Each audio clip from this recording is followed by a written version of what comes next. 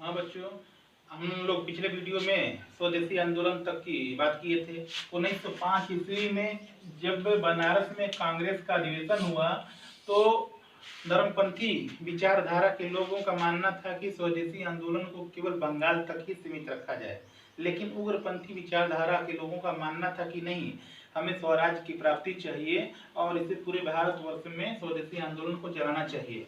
और नरमपंथी चाह रहे थे कि नहीं, अगर हम लोग इतनी कभी ताकत नहीं है हमारे अंदर कि हम लोग पूरे भारत में चलाएं और अंग्रेजी इसका आसानी से दमन कर दे। और इसी बात को लेकर के दो विचारधाराओं के अंदर मतभेद की स्थिति उत्पन्न होने लगी थी, जिसका नतीजा ये हुआ कि कांग्रेस का विभाजन हुआ, कांग्रेस में फूट पड़ गई।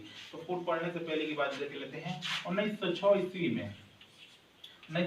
में कलकत्ता में कांग्रेस का अधिवेशन हुआ। कलकत्ता में कांग्रेस का अधिवेशन हुआ।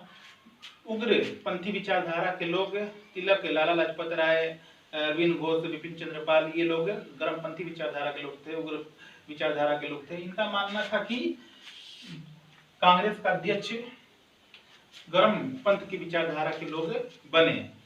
तब लोगों ने कलकत्ता अधिवेशन में दादा भाई नौरोजी, जो एक नरमपंथी विचारधारा के माने जाते थे और यह काफी वृद्ध हो चुके थे और इनकी बातों को लोग मना नहीं कर सकते थे, इसीलिए नरमपंथी विचारधारा के लोगों ने दादा भाई नौरोजी को कांग्रेस का अध्यक्ष बना दिया। फिर अगला जो अधिवेशन हुआ 1907 ईस्वी में। 1907 ईस्वी में सूरत में कांग्रेस का अधिवेशन हुआ। इस बार उग्रपंथी विचारधारा के लोग चाह रहे थे कि लाला लाजपत राय को कांग्रेस का अध्यक्ष बनाया जाए, जबकि उदारवादी पंथी विचारधारा के लोग, नरमपंथी विचारधारा के लोग चाह रहे थे कि रास बिहारी घोष को कांग्रेस का अध्यक्ष बनाया जाए। इसी बात को लेकर के उग्रपंथी विचारधारा और उदारपंथी विचारधारा के बीच, यानी नरम दल और गरम दल के बीच मतभेद हो गए, झगड़ा हो गया और कांग्रेस की फूट पड़ गई। कांग्रेस का विभाजन हो गया, जिसे सूरत का विभाजन कहते हैं, जिसे सूरत का फूट कहते हैं। और उग्रपंथी विचारधारा के लोगों ने कांग्रेस को छोड़ दिया, कांग्रेस से अलग हो गए। बाद में इन लोगों की गिरफ्तारियां हो गई। अब इधर तक तो कांग्रेस के बारे में हम लोगों ने देखा, लेकिन इसी के पैरेलल कुछ और घटनाएं घटित हो रही थी। जैसे 1906 ईस्वी में मुस्लिम लीग की स्थापना हुई। मुस्लिम लीग की स्थापना हुई। इसकी स्थापना करने का श्रेय जो है नवाब सलीमुल्लाह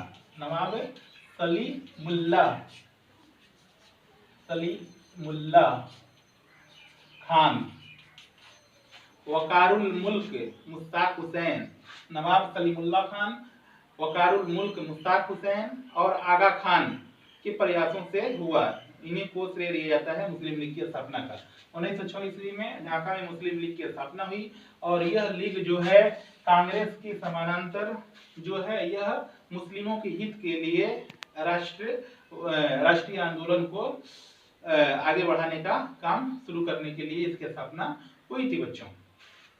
लेकिन यहाँ से इसकी स्थापना से देश में सांप्रदायिक माहौल जो है, संप्रदायवाद बढ़ने लगा और 1909 ईस्वी में मार्ले मिंटो सुधार आया।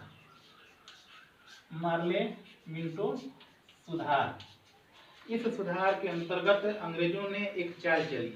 1905 में तो अंग्रेजों ने बांटो और राज करो की नीति के अंतर्गत बंगाल का विभाजन कर ही दिया था। अब 1909 ईस्वी में मुसलमानों को इस 1909 के एक्ट के अनुसार मुसलमानों को पृथक निर्वाचक मंडल की व्यवस्था की, जिसके अनुसार मुसलमान जो है खुद चुनाव में भाग लेंगे, यानी उनके लिए एक आरक्षण की व्यवस्था थी। मुसलमान ही उम्मीदवार होंगे और वही चुनाव लड़ेंगे। अब मार्ले मिंटो सुधार से देश में मुसलमानों के लिए एक पृथक निर्वाचक मंडल की व्यवस्था कर दी गई, जिससे भारत में सांप्रदायिक माहौल बिगड़ने लगा। कांग्रेस ने इसका विरोध किया। लेकिन यह सुधार जो है लागू कर दिया गया। ठीक है बच्चों। हाँ बच्चों, तो पृथक निर्वाचक मंडल की जब व्यवस्था की गई उसके बाद 1911 ईस्वी में वायसराय लॉर्ड हार्डिंग था। लॉर्ड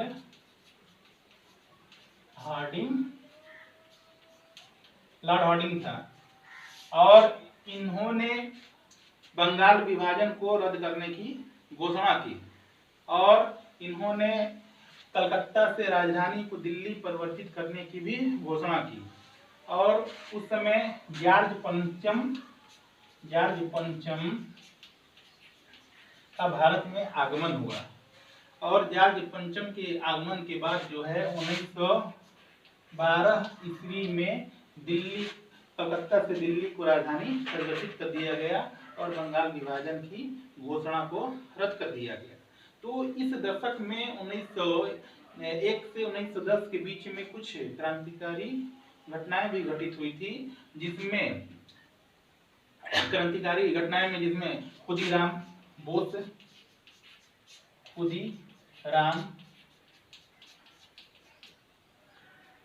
बोस और रास बिहारी बोस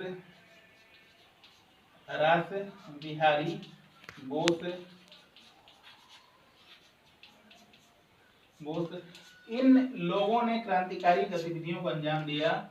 और खुदीराम बोस जो है इन्होंने पटना में किंग्स फोर्ट पर बम फेंका और उन्हीं की गिरफ्तारी में, उन्हीं की हत्या के मामले में इनके ऊपर केस चला, मुकदमा चला और खुदीराम बोस को फांसी दे दी गई। और यह सबसे कम उम्र के फांसी पर लटकने वाले क्रांतिकारी हैं।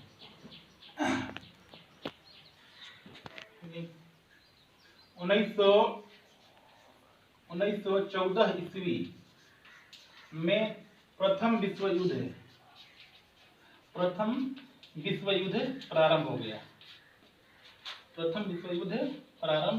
हो गया। इस युद्ध में इंग्लैंड भी शामिल था। मित्र राष्ट्रों की तरफ से इंग्लैंड, रूस, फ्रांस से शामिल थे। उधर इनके अगेंस्ट में ऑस्ट्रिया, जर्मनी, इटली आदि राज्य शामिल थे। तो यह प्रथम विश्व युद्ध के दौरान जो है अंग्रेजों ने भारतीयों को जबरदस्ती यानी सेना में भर्ती करने की कोशिश की। उस समय भारत में सेना में भर्ती करने की कोशिश की। भारत में जो वस्तुएं थी काफी महंगे होने लगे थे।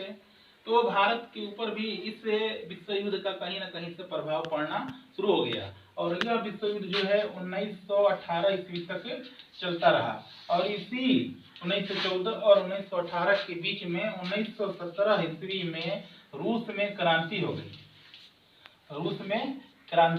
हो गई और इस क्रांति का जो आधार था वह साम्यवादी विचारधारा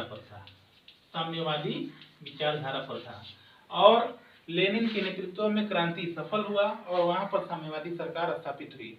इस क्रांति में बहुत सारे हत्याएं हुई, खून खराबे हुए और इस क्रांति का प्रभाव भारतीय क्रांतिकारियों पर भी पड़ा और यहाँ के लोग भी, यहाँ के क्रांतिकारी विचारधारा के लोग जो थे वह साम्यवाद विचारधारा से प्रभावित होने लगे और इनको लगने लगा कि जैसे रूस में लोगों ने जार का शासन खत्म कर दिया, समाप्त कर दिया, वैसे ही युद्ध के माध्यम से और हिंसक घटनाओं के माध्यम से हम भारत में अंग्रेजों की शासन सत्ता को समाप्त कर सकते हैं। 1915 ईस्वी में महात्मा गांधी का आगमन हुआ। महात्मा गांधी दक्षिण अफ्रीका में थे। इससे पहले महात्मा गांधी दक्षिण अफ्रीका में थे और वहां नस्लवाद के विरुद्ध आंदोलन चला रहे थे दक्षिण अफ्रीका में रहते हुए। तो 1915 ईस्वी में महात्मा गांधी भारत आए और जब भारत आए तो इन्होंने सबसे पहले गोपाल कृष्ण गोखले से मुलाकात की और गोपाल कृष्ण गोखले से मुलाकात करने के बाद ये पूरे भारत का भ्रमण किए और भ्रमण करने के बाद यहाँ की जो मूलभूत समस्याएं थी उससे वे अवगत हुए और महात्मा गांधी कांग्रेस में शामिल हुए। जब महात्मा गांधी कांग्रेस में शामिल हुए उसके बाद की जो घटनाएं हम लोग देखते हैं उसे गांधी युग के नाम से या 1920 के दशक के आगे की घटनाओं के नाम से जानते हैं और इसी पर हमें चर्चा करनी है। और आपके लेसन में भारत में जो राष्ट्रवाद है 1920 के दशक के बाद यानी महात्मा गांधी की भारत आगमन के बाद जो राजनीतिक घटनाएं होती हैं उसी को हम लोगों को अध्ययन करना है। ठीक है बच्चों, तो आज इतना ही रहने देते हैं, फिर महात्मा गांधी के आगे युग का जो राष्ट्रवाद है भारत में 1920 के आगे का जो राष्ट्रवाद है उसका चर्चा जो है हम अगले वीडियो में करने वाले हैं। ठीक है बच्चों।